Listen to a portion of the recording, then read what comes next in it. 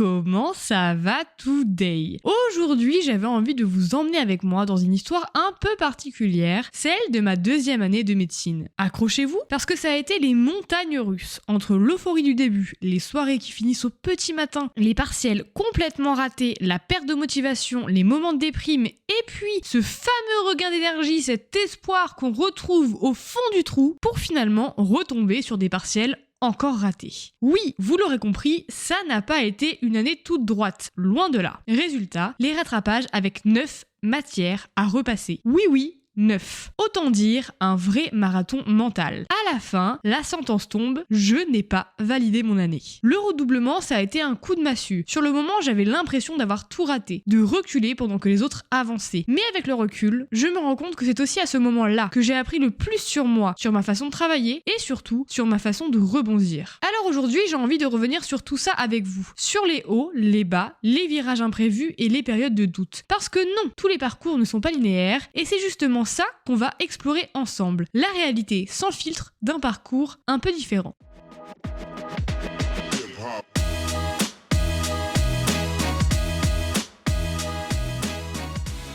Comme d'habitude, j'ai écrit une intro et une conclusion, ainsi qu'un certain nombre de points que je vais aborder avec vous, et on commence maintenant. Ah là, comment faire pour revenir sur cette année en étant concise et précise? Je trouve que c'est le défi du jour, parce que c'était une année vraiment très compliquée et très dense, en termes de choses à apprendre, en termes d'émotions, en termes de sentiments, en termes de vécu, enfin bref, un enfer, non, une expérience, on va plutôt dire ça comme ça. Revenons à l'aube de ma 2e année.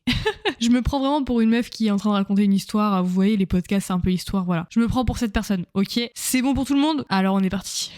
Donc, je rentre en 2e année après ma LAS de psychologie que j'ai validée grâce aux oraux. Si d'ailleurs ça vous intéresse, j'ai fait un podcast là-dessus sur ma 1re année de médecine. Mais là, on va pas parler de ça. Et avant même d'arriver sur les bancs de la fac, je trouve un job étudiant. Je vais travailler pour une boîte privée. C'est une sorte de prépa pour les études de médecine. Je ne citerai pas de nom parce que ça n'a pas réellement d'impact sur mon histoire, mais il faut savoir que je commence un job étudiant à peu près à la mi-août et que ce job étudiant va me prendre environ 20 heures par semaine pendant toute l'année. Je ne vais pas l'arrêter. Donc ça, c'est important à prendre en compte, c'est-à-dire que je vais travailler minimum 20 heures par semaine toutes les semaines et que les horaires sont variables. Donc un coup, ça peut être 15h, 18h, un coup, ça peut être 10h, 13h, enfin, je dis n'importe quoi. Mais voilà, c'est jamais les mêmes horaires, donc c'est assez difficile d'avoir un emploi du temps qui est le même chaque semaine, étant donné que les horaires bougent tout le temps. J'arrive donc en 2e année de médecine, je suis dans ce groupe qui a été constitué par la prépa, et en gros, on est tous un peu des L2 et des L3, donc on fait des soirées ensemble et je suis un peu embrigadée, je me laisse un petit peu aller vers les soirées, vers les boîtes de nuit et je sors un maximum, mais vraiment, yo-yo, la folle dingo.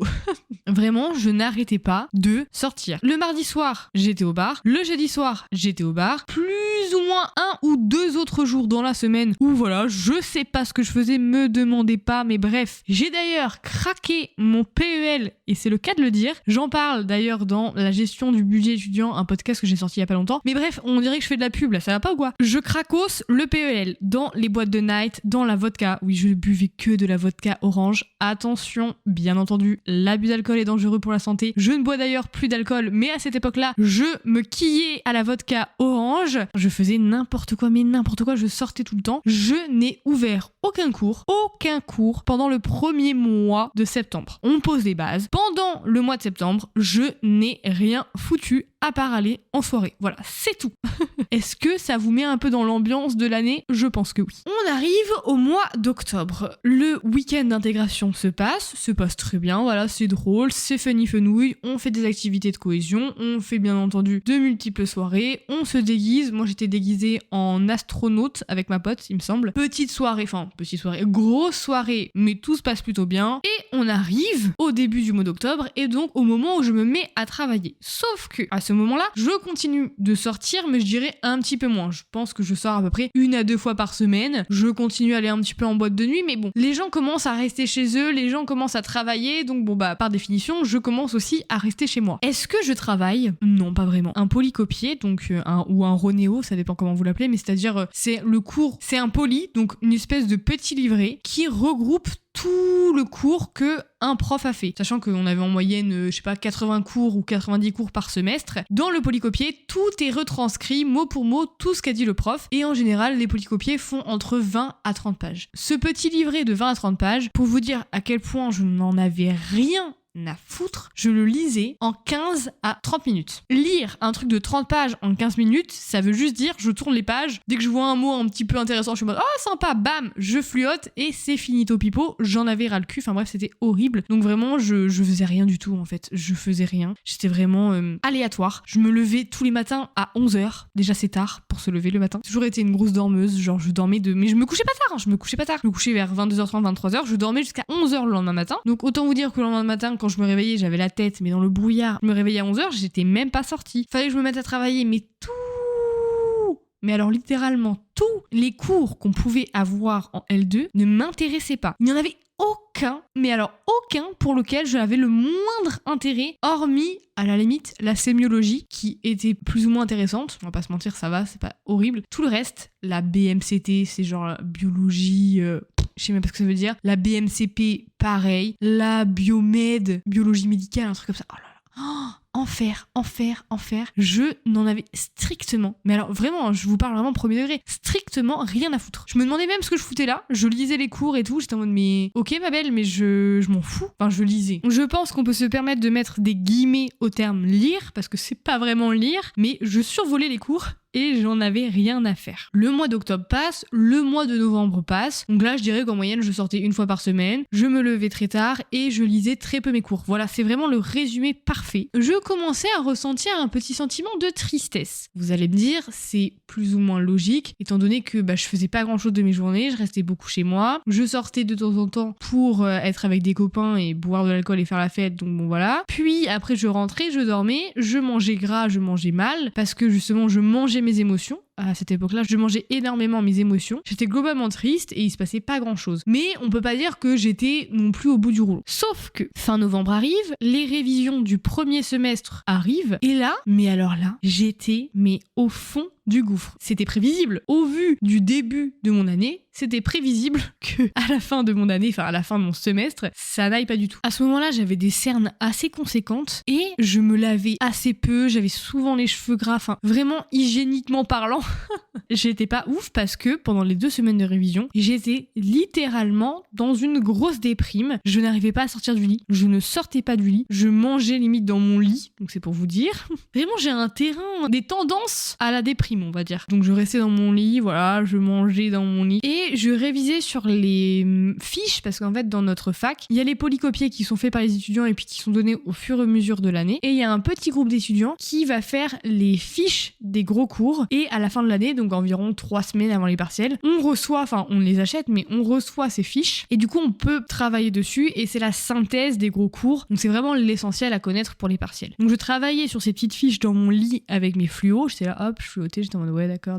Mais pareil, encore une fois, je lisais à moitié ce que j'avais à lire, enfin j'étais pas vraiment intéressée plus que ça par ce que je lisais et je retenais très peu. Je faisais quelques QCM mais je ne faisais même pas la correction, c'est-à-dire que je faisais les QCM, je regardais, j'étais en mode ah oui là j'ai faux, d'accord. Et voilà, je passais au QCM suivant. Je regardais même pas pourquoi j'avais faux, vraiment j'étais très peu investie à ce moment-là et par conséquent c'était vraiment dur mentalement parce que j'étais vraiment dans une boucle négative et je ne savais pas comment me sortir de là. J'avais l'impression que j'essayais de faire des choses mais que ça marchait pas, donc ça me renfermait encore plus dans le fait de ne rien faire et puis j'avais du mal à me réveiller, je n'étais pas du tout concentrée, c'est-à-dire que je lisais une page puis après j'étais 20 minutes sur TikTok puis j'en lisais une autre page, enfin bref c'était assez compliqué pour moi à ce moment-là. Depuis, j'ai supprimé TikTok. Alors, il y a peut-être plein de personnes qui m'écoutent qui ont TikTok, mais je trouve que c'est un enfer, ce truc. Ça avale l'attention des gens, vraiment, ça gobe. Quand j'étais sur TikTok, il y a un moment donné, je sais pas, j'ai eu un tilt. Je me suis imaginée d'un point de vue extérieur, toute la journée, genre sur mon téléphone, avec le cou courbé, là, à regarder mon écran et à juste swiper, assis sur mon canapé, et je me suis dit, mais oh my god, mais ça va pas du tout, mais qu'est-ce que tu fais là? Et donc, voilà, ça m'a fait un petit déclic. Je sais pas si ça peut aider aider certains d'entre vous à se sevrer, ce qu'on peut parler de sevrage peut-être, de TikTok, mais moi c'est quelque chose que j'ai eu envie d'arrêter parce que ça me convenait plus, parce que je me retrouvais plus et parce que je trouve que ça m'enfonçait encore un petit peu plus dans un certain trouble de l'attention et ça majorait ma déprime parce que du coup ça majorait le sentiment d'inefficacité et ainsi de suite, enfin je sais pas comment dire, mais j'ai l'impression que c'était une boucle négative. Mais on n'en est pas là, à ce moment-là j'avais pas du tout arrêté TikTok, les partiels arrivent et je vais pas vous mentir, j'y suis allée vraiment en mode j'espère qu'il y a des récurrences car s'il n'y a pas de récurrence, je n'aurai pas mes partiels. Voilà, c'est très simple. Il y a eu bien entendu quelques récurrences sur les différentes matières que j'ai eues, donc je crois qu'on avait à peu près genre 7 matières au S1 et pareil au S2 en comptant l'anglais. Et sur les 7 matières, il semblerait que j'ai eu 5 rattrapages, ce qui est quand même assez conséquent. Bien sûr, j'ai validé l'anglais, mais bon, l'anglais c'était pas hyper compliqué à valider. Donc bon, sur les 7 matières à valider, dont l'anglais qui était plutôt simple, j'ai eu quand même 5 rattrapages. C'est pour vous dire à quel point j'ai rien fait et à quel point j'étais mal. Vraiment, j'étais pas bien à cette époque-là, ça allait pas du tout. Je vois les résultats, je vois que j'ai 5 rattrapages et je suis en mode ok, c'est compliqué à digérer, les fêtes de Noël se passent et tout, on arrive en janvier et vraiment à ce moment-là je me souviens on allait beaucoup à la cafette avec ma pote, la cafette de la fac et on discutait et tout et je lui disais mais prom Doug, je vais arrêter médecine parce que je n'y arrive pas, ça ne m'intéresse pas, les cours sont chiants mais vraiment chiants à mourir et je suis en mode mais qu'est-ce que je fous là, j'avais qu'une envie, c'était d'arrêter la médecine. Au fil des discussions ma pote me convainc entre guillemets de rester en médecine, elle en va allez yo-yo tu vas y arriver, t'inquiète ça va le faire. Du coup je la crois, vraiment je la crois, vers mi-janvier je me remets à travailler pour le semestre 2. Alors le semestre 2 était un petit peu plus intéressant, dans ma tête il était plus intéressant mais je vous avoue je sais plus quelles étaient les matières abordées pendant ce semestre. Il y avait de l'anatomie ça c'est sûr, mais le reste c'est même plus. Il y avait agents infectieux aussi. Je me remets à travailler, alors je ne travaille toujours pas pendant des heures et des heures et des heures. Je pense qu'approximativement par jour, je devais travailler vraiment concentré. Au S1, vraiment concentré, je pense que c'est moins d'une heure. C'est très peu. Ouais, c'est vraiment très peu. Au S2, je dirais, allez, 2-3 heures. On va quand même doubler, voire tripler la concentration par rapport au S1. C'est quand même, on peut le souligner, super Yona, beau travail. Je travaille, j'ai vraiment du mal à me concentrer, j'ai du mal à avancer, les cours ne m'intéressent pas plus que ça. Mais, point positif au S2, le soleil fait son apparition en Normandie et donc ça me remet un petit peu de baume au cœur, on va se promener avec ma pote et tout. Ça permet de mettre une certaine motivation. Sachant que je n'ai pas dit, mais pendant ma LAS et pendant ma L2, j'ai été en colocation avec ma meilleure amie. Donc ça c'était cool parce que ça permettait de faire des soirées, vraiment on essayait de penser à rien, ça permettait d'avoir une présence, ça permettait de pouvoir faire des choses ensemble. Bon ça j'ai déjà dit un nombre incalculable de fois, mais voilà. J'étais en coloc avec mes meilleurs potes, ça s'est très bien passé et donc ça me permettait d'avoir un peu de baume au cœur. Donc à partir de janvier jusque, du coup mes partiels étaient en mai, donc à partir de janvier jusqu'à avril, j'arrive plus ou moins à travailler et rebelote, c'est l'heure des partiels. Ah oui j'ai oublié de préciser, pendant mon premier semestre, donc de début septembre à mi-octobre, je sortais énormément. Après, je ne suis plus du tout sortie. C'est-à-dire qu'au deuxième semestre, je ne sortais pas. Vraiment, je ne sortais pas, je ne faisais pas de sport, il y avait rien. Je sortais plus, j'avais une espèce de phobie sociale qui avait commencé à se mettre en place parce que je ne me retrouvais pas, je ne me comprenais plus, de par la petite déprime au S1, de par le fait que je sortais beaucoup, alors que de base, je suis pas une personne qui sort énormément, mais j'aime bien sortir, mais pas non plus énormément. Devenue une personne totalement extravertie, je parlais à plein de gens, j'allais voir plein de groupes de potes, et c'était pas moi. Moi, je suis pas quelqu'un d'aussi extraverti, d'aussi voilà, je prends pas autant de place habituellement et là j'avais l'impression d'en prendre beaucoup, donc j'avais vraiment beaucoup de mal à me retrouver moi, et c'est pour ça qu'à partir du semestre 2 il y a vraiment eu un switch où je suis plus du tout sortie. Donc je suis passée d'une personne qui sort tout le temps à une personne qui ne sort pas, qui voit personne à part ses 2-3 potes récurrents, horrible terme pour les qualifier mais c'est pas grave, et c'était tout. J'essayais vraiment de me concentrer sur la médecine mais encore une fois j'avais beaucoup de mal, je passais beaucoup de temps à regarder des séries sur Netflix, je mangeais aussi énormément gras parce que je mangeais tout simplement mes émotions, je passais énormément de temps sur YouTube. Le week-end, comme au S1, je ne travaillais pas parce que dans ma tête, on ne travaille pas le week-end. Donc c'était globalement compliqué. J'essayais de garder espoir, j'avais retrouvé un petit regain de motivation quand même au S2, grâce au soleil et tout ça comme je vous disais au début, mais c'était pas totalement non plus funny. Et j'avais toujours cette petite sensation de déprime qui m'a suivie jusqu'à ma 4e année. Donc c'est pour vous dire, elle m'a suivi de la moitié de ma L2 à mon redoublement de L2, à ma L3, jusqu'à la moitié de ma 4e année. Au bout de ces 3 ans, j'ai fait un burn-out. Ça a mis 3 ans. Et pendant 3 ans, j'avais ce fond un petit peu déprimant. Voilà, j'avais cette déprime. Je peux pas parler de dépression parce que, encore une fois, personne n'a jamais posé le terme de dépression. Et je ne me permettrai pas de dire dépression alors que personne ne l'a qualifié ainsi parce que je ne suis absolument pas psychiatre. Je vais utiliser le terme déprime qui me semble plus approprié. Mais voilà, pendant 3 ans, j'avais ce fond un petit peu de déprime, de tristesse. Et ça s'est terminé en burn-out parce qu'en fait, je ne l'ai pas écouté. Pourtant, 3 ans, c'est long. Mais durant ces 3 ans, j'ai vraiment pas écouté mon corps et pas écouté ce qu'il me disait. Pour en revenir à ma L2, je passe mes partiels. La phase de révision se passe encore une fois mal. Assez mal, vraiment. J'ai toujours du mal à travailler, j'ai toujours un manque de concentration, je n'ai toujours pas désinstallé TikTok. Et en parallèle, j'ai rencontré mon copain avec qui je suis toujours actuellement, mais je le rencontre à partir de la fin de ma L2. Donc voilà, je suis plus en train de papillonner à gauche à droite plutôt que de me concentrer réellement. Je passe les partiels, je me dis, allez Yona, t'as quand même beaucoup plus travaillé que au S1, t'as essayé de réviser les choses, t'as fait des QCM avec un petit peu plus d'intention, j'étais un peu plus concentrée sur les corrections, enfin bref, j'étais quand même plus concentrée. Encore une fois, il y a 7 matières au S2, j'en valide 3. J'ai donc 4 rattrapages. Si on additionne 5 rattrapages plus 4 rattrapages, ça fait donc 9 rattrapages sur 14. Et oui, mesdames et messieurs, je pense qu'on est sur un record national. Peut-être pas, peut-être il y a des personnes qui ont plus de rattrapages que moi. Et encore une fois, c'est pas grave. Vous pouvez y arriver. Moi, j'ai grave confiance en vous. Vous allez le faire. Qu'on ait des rattrapages ou pas, c'est pas grave. Ça arrive à tout le monde. Tout va bien se passer. Mais voilà, là, je parle de ma L2, donc je leur raconte un peu comment je l'ai vécu. Et quand je me suis rendu compte que j'avais 9 rattrapages, vraiment, j'étais en mode, mais je vais être la risée de toute la France. Avec mes 9 rattrapages en poche et ma dignité qui se retrouve en bas de l'échelle, je décide d'arrêter médecine. Oui, vous m'entendez bien, je décide d'arrêter médecine. Je prends cette décision juste après les partiels, une fois que j'ai les résultats, je suis en mode ça ne sert à rien que je continue, mais ma mère insiste pour que je prenne un rendez-vous avec la personne qui s'occupe de nous, qui gère en gros les L de médecine, pour voir un petit peu ce qu'on peut faire. Pour lui faire plaisir, je me dis allez, ok, je vais aller à ce rendez-vous et je vais à ce rendez-vous. Je me retrouve face à cette personne qui gère les L2 et voilà, je lui explique mon problème, je lui dis que ça va pas, que j'ai une perte de motivation, que j'ai une certaine tristesse, que j'ai 9 rattrapages, que je suis nulle, que je vais jamais réussir à devenir médecin, que je sais pas ce que je fous en médecine, je sais pas comment je suis arrivée là, que c'est un enfer et que je vais jamais en sortir, enfin bref, toutes les pensées négatives, je lui balance tout à la tronche. Vraiment la meuf elle est en mode oui je vois, d'accord.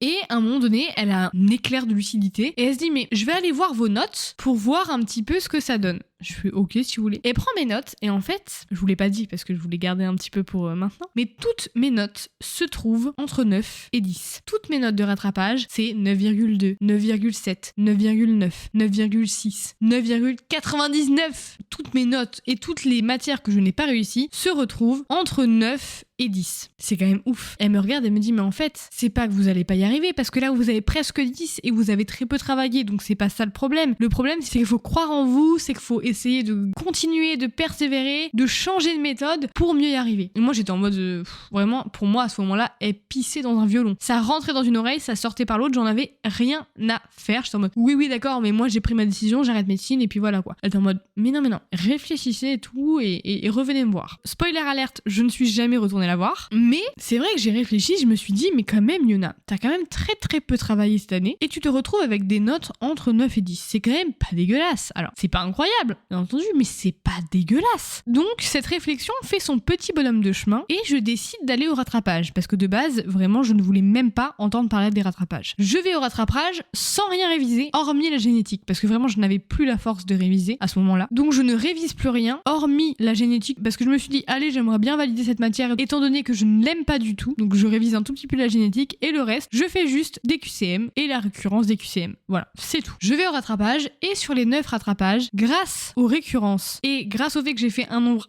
incalculable de QCM, je me retrouve à valider 5 de mes rattrapages. Ce qui veut dire que je redouble ma L2, non pas avec 9 matières, mais avec 4 matières, soit 2 matières par semestre. Donc ce qui est pour moi incroyable. Je n'aurais jamais cru valider autant de matières. J'ai validé la génétique, alléluia. Je redouble donc ma L2 avec 2 matières par semestre à redoubler et une nouvelle méthode à trouver parce que c'était ça le problème, c'est que je ne savais pas comment travailler, je n'avais pas trouvé ma méthode et je ne savais pas comment faire. Ma L3 va me permettre de retrouver ma méthode. Pour vous faire un petit teaser, le premier semestre, ça a été une catastrophe. J'ai eu 3 rattrapages sur 4 et le deuxième semestre, je n'ai eu aucun rattrapage. Et ça, c'est parce que j'ai trouvé la façon qui me correspondait pour travailler. Encore une fois, trouver sa façon de travailler, c'est vraiment très aléatoire. J'en ai déjà fait plein de podcasts si vous voulez savoir comment je travaille. Je crois que j'ai déjà fait trouver sa méthode de travail et tout, et je vous dis ma méthode de travail. Je vous la dirai dans le prochain épisode sur ma L3 parce que ça fait partie de ma L3. Mais là, c'est pas le sujet de la L2, c'est le sujet de la L3, donc je vais pas aborder ça ici. Mais il faut savoir que si vous êtes en L2 ou dans n'importe quelle année, trouver sa méthode de travail, c'est hyper compliqué et ça évolue en fonction des années. Donc c'est normal parfois d'être un petit peu perdu et je tenais à vous le rappeler.